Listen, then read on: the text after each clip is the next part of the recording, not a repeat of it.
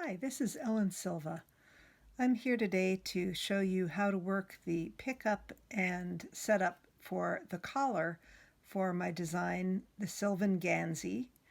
The Gansey itself, the sweater, is joined front and back by a shoulder saddle, which works its way down the shoulders, and that's what this swatch represents. The shoulder would continue down this way.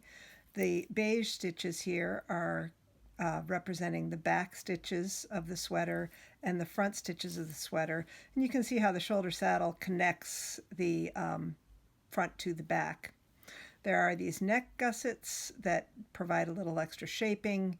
And then what I'd like to do here is pick up stitches across the shoulder saddle so that I can now knit a neckband moving up. And I want this lovely pattern to travel right up the neck in between the regular ribbing on that neckband. It's a little tricky, so I thought a video might be helpful. The first step is to transfer the neck stitches from the back, and obviously your neck is going to have more than 4 stitches, but in this swatch these 4 stitches represent the back neck stitches. And now I'm prepared to begin releasing my provisional cast on. So I did a simple crocheted cast on. It allows me to release the stitches easily. You'll notice, as always, in a provisional cast on, the tail stitch kind of falls away. We'll work with that later if we need to. But I can then continue pulling out my provisional cast on and just picking up the live stitches as they are released. So let's make sure you can see this closely. I continue popping off one stitch after another, getting it onto my needle. It's where they get a little tricky. Sometimes I find it helpful to give them a little tug and open them up a little bit before I move on.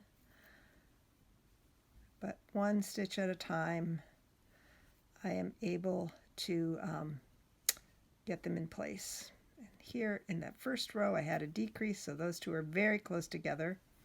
You'll notice that I have 1, 2, 3, 4, 5, 6, 7, 8 stitches here on my needle.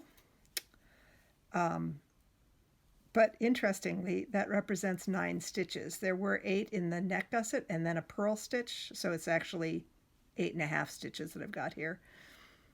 We'll keep going, and there's a stitch. This is tricky because on this one I worked a twist in the very first round, and so that stitch wants to release. Oh, and there's the next one. Oh, you got to be pretty ginger and quick in picking up those stitches in that twist, and later we'll take a close look at them to make sure that we can get them to look right in the following step. Here's the purl stitch that was, or half the purl stitch that was in between. There's another stitch, working my way across the center panel. Just make sure I didn't split that one, which I did a little bit, but there we go. Got that fixed. Here's the next stitch that's a little tricky here. I got to get my needle in there before I pull the crocheted piece out. It looks like, there we go. Sometimes you have to be in and out of these to get them to work.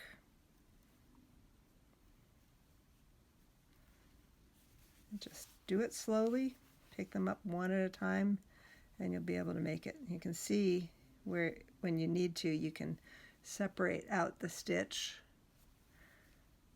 before you go ahead and pull the waist yarn through. I'm going to separate that completely, like open that up. And now it's very clear to me where my stitch is. I can pull that thread through, and I get to the next one. And when I get away from those twisted stitches, the cable twists, it gets a lot more straightforward in how to move forward in the pickup. I'll just keep working my way down here. Here's my next one. And the next one, we're getting there, folks.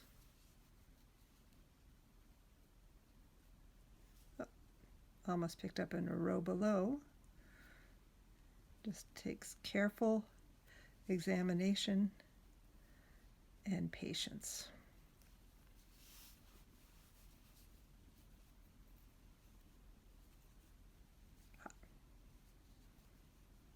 And I'm down to the last stitch, and then I've got this little half stitch remaining here, which I am going to go ahead and slip onto the needle as I may need it for adjusting, and I can remove the waste yarn completely. Okay, so at this point, the other thing I can do is go ahead and put the neck stitches from the front of the sweater onto my needle as well, and that just lets me get rid of all of these hold pieces. All right, so we started here with 27 gray stitches, and what we have now are 1, 2, 3, 4, 5, 10, 15, 20, 26 gray stitches.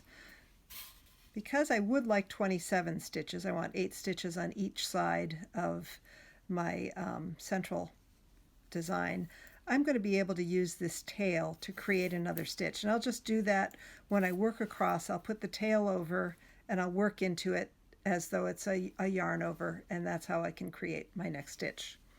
Let me show you how that might look. So in the pattern, you are instructed, once you've picked up stitches all the way around the sweater, to begin working your way across around the sweater. In your first row, you're going to purl across these gusset stitches, the neck gusset stitches. As I'd mentioned before, I'm missing one stitch. I should have 8 across here. So I'm just going to take the tail of my yarn and use it to form another stitch. And I'm going to go ahead and work that as though it's a purl. When I weave in that tail later, that stitch will get anchored, and I'm going to go ahead and purl across the remainder of those gusset stitches. That's 1, 2, 3, 4, 5, 6, 7. And this last one got a little twisted when I put it on. There's 8. Now we get to the heart of the design, which is worked purl and then 2 knits. And here's where I'm going to take a close look at my knitting and see if, as I picked up, did it maintain the look of a twist? And I'm not 100% happy with how this looks, so I'm actually going to go backwards, and as I look at this stitch here, I can see that this one next to it, this half stitch, is feeling a little bit out of sync with the twist. So I'm actually going to slip my needle underneath it and knit both of those, and now it looks a whole lot more like a pretty little twist. I'll continue on. We have purl here. We're ready for a purl welt in the middle of this design, so I'm going to purl across. I get to the purl stitch that borders the next twist, and I'm going to take a look at this twist. I want to be sure and make it look like a twist again. And what I can see is, well, first let's work it just as written. It would have been 2 knit stitches. So a knit and a knit. Do I like the look of that twist? No, I don't. So I'm going to release those and see if I can't, I'm actually going to twist them on the needle because I want a good solid looking twist here. I'm going to knit that second one first and the first one second. That looks more like a twist. And then the purl and knit across the 8 gusset stitches.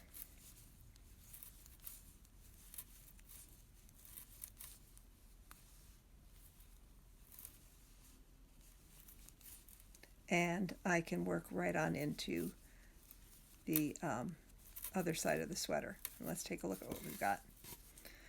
Alrighty, so what I have done here, I think reasonably successfully, is recreated the look of a left twist here and the feel of a right twist here. I'm not 100% happy with this one. May have been a better idea to perhaps even knit two together and then pick up another stitch behind it a little bit. Well, you can do a lot of hiding and disguising in these twists because the stitches are so close together to get it to look really like the pattern is flowing in both ways. And in fact, when you work this using the same yarn, it becomes very difficult to see the transition. That transition row is right here, but if you'll take a look, no matter how you look at it, I think that twist is well enough disguised, and the transition, when you pick up stitches going in the opposite direction, you always bump things over by half a stitch.